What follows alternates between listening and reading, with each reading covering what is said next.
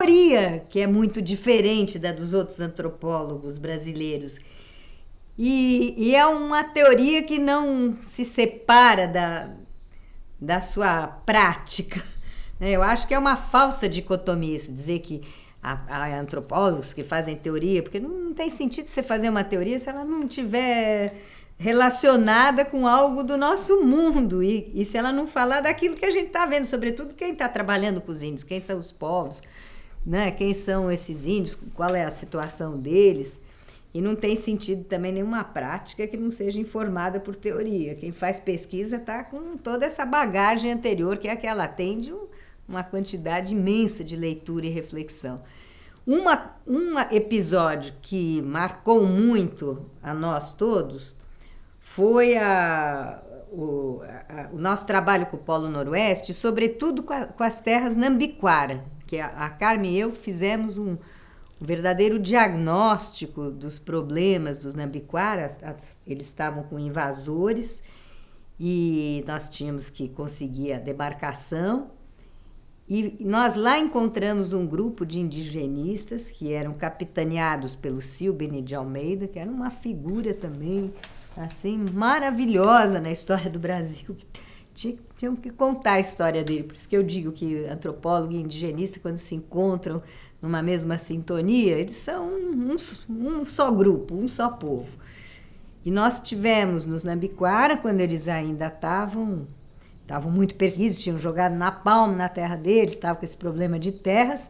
O Silbene que tinha conseguido juntá-los e retirar os primeiros invasores, fazer o primeiro posto da FUNAI e carregar índio nas costas, enfim. Mas a gente os viu também inteiros, uma beleza, o povo dos músicos, os Rahan-Tessu. Levamos o Paulo Freire aos Nambiquara, foi a única terra indígena em que ele esteve, foi uma experiência curiosíssima. E foi esse embate em que a Carmen foi fundamental para conseguir a terra para eles, para tirar os invasores que ficaram com a indenização depositada em juízo. Eram grandes invasores. Nessa época foi o fim da ditadura, a gente viu no Mirade quem eram os invasores. Entre outros estava o dono da Bandeirantes, que já faleceu, e uma vez eu fui entrevistada por ele, ele contou como ele tomava as terras dos índios. Foi muito curioso, porque meu pai estava junto, ouviu, ficou espantadíssimo, e eu justamente sabia todos os detalhes da regularização da terra dos Nambiquara. E para Carmen, assim, como emoção, foi fantástico ir para os Nambiquara. Ela ficou no Cerrado, mas também depois no Vale do Guaporé.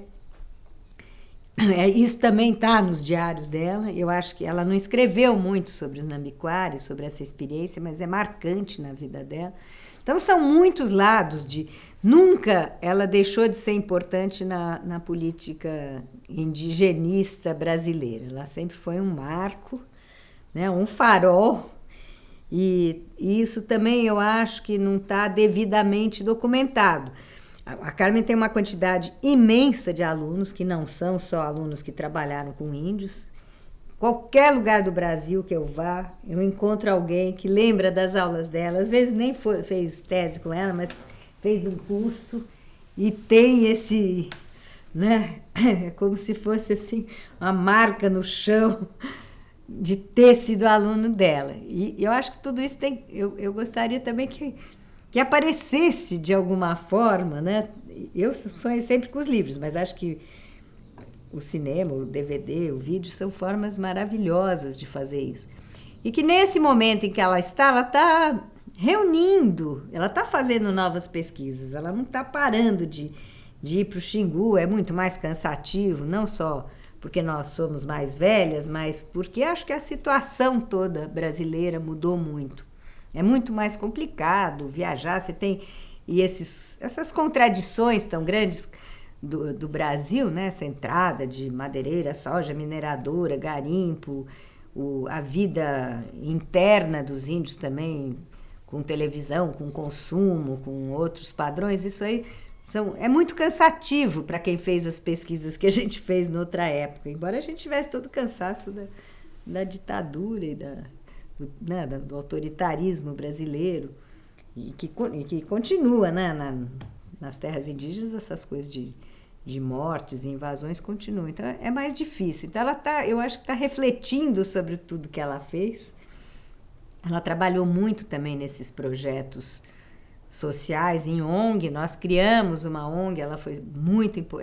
Ela seria a diretora do IAMA, do Instituto de Antropologia e Meio Ambiente. Mas ela não quis, mas foi a alma. Fez muita coisa, trabalhou nos projetos de saúde, educação, projetos de educação, ela continua fazendo no Xingu e dando aulas para os índios. Os índios dizem que nunca viram uma professora tão boa. Por exemplo, só o que ela fez com parentesco em uma porção de povos, fazendo os índios construírem os próprios sistemas de parentesco. Então, eles foram muito à frente até do Lévi-Strauss, das estruturas elementares do parentesco, que coisa eles falam, ninguém consegue entender isso aqui. Aí, em 3 dias, eles montam todo o esquema, os termos de parentesco, os vocativos, e falam, e a gente fica fascinado, né? Então, ela está reunindo tudo isso. Eu acho que era um momento dela ter um pouquinho mais de paz, de não ficar com esse monte de curso, de aula, de reunião, de tese, e de poder escrever sossegada, porque ela está no momento da maior maturidade literária. Ela está escrevendo que é uma beleza mesmo, como uma grande escritora. E de estimular outros, acho que não é ela que vai fazer isso, mas de montar um grupo que faça a história dela. Ela tem trabalhado muito com demografia, muito com os demógrafos, isso tem dado muito prazer a ela, mas de repente juntar essas pessoas todas para fazerem a história dela junto com ela, né?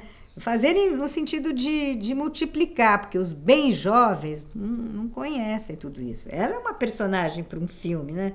Em vez dessa bobagem aí desses antropólogos aí, desse filme recente. É um filme que fala muito da experiência.